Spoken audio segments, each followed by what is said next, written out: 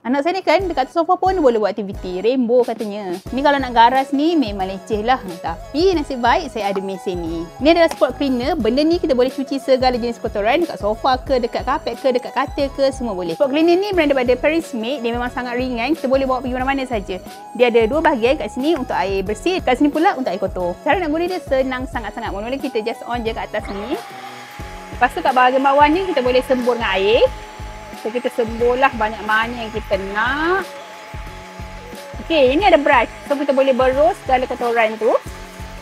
Berus sampai puas hati. Cepat air, boleh sembuh lagi.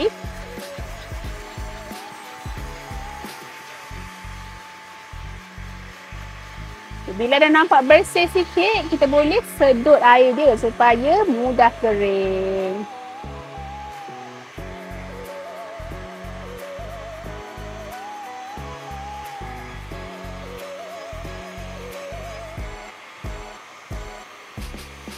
Kalau tak bersih lagi jangan risau, korang sembuh je lagi, berus je lagi sampai puas hati.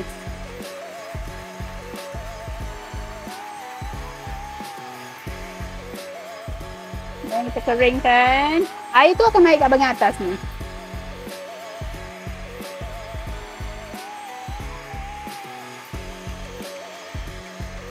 Okey, bila dah siap macam ni, walaupun nampak basah lagi, tapi jangan risau sebab kebanyakan air yang tadi kita dah sedut. So, kita letak je bawah kipas, insyaAllah dia cepat je kering. So, kalau nak korang jenis yang kreatif, melukis sana sini, jangan marah diorang tau. Korang dapatkan je benda ni, memang senang kerja kita nak mencuci.